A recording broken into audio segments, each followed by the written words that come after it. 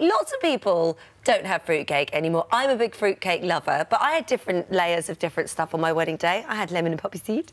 I broke tradition. Loads of other people have got in touch saying they broke tradition. My cake was not traditional, says Sarah. My hubby loves Star Wars, so I made him this, lemon, chocolate and vanilla.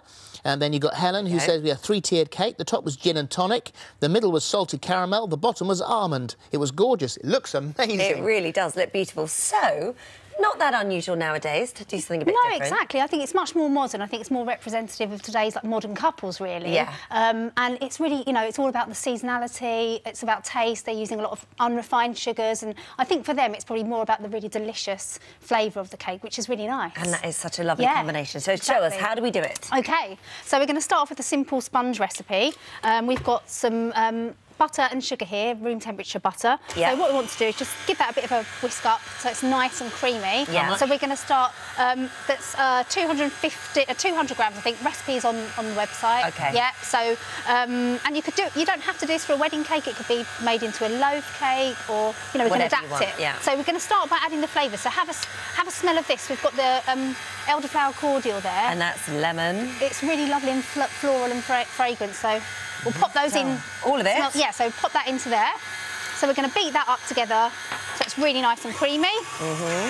And then what we're going to do, once that's all combined, I'm not going to leave it on for too long, we'd start to add our eggs. We've got some nice organic free-range eggs. OK. So we'll pop those in just until they're all combined. And you pop them in bit by bit? Yeah, I mean, I'm going to kind of go through this a bit faster, because we want to get onto all the other elements as well. All the other nice bits.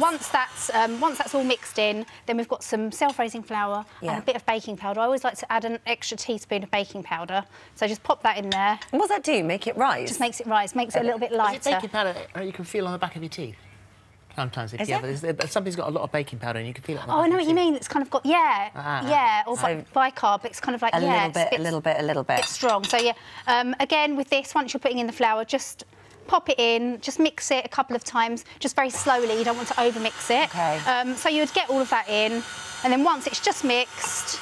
Then you've got your lovely cake mixture. Yeah, so we put it into the tin. So what we'll do is we'll put half and half into a tin here that we've lined, and we'll bake that for about 20 to 30 minutes until they're nice and cooked through. It always looks like there's not enough in there. It always freaks me out at this stage. Yeah, I know, exactly. but I always look at it and go, huh? I know. If you put too much in, it can be really dense and heavy. So, but that's what the baking soda does. Exactly. So pop that in there, 160 degrees. Yeah. There we go. So while the other reason there's not much in there is because Phil had a big old scoop out of it. I did hear something. I thought I might have seen something. I wasn't going to do that when I wasn't watching.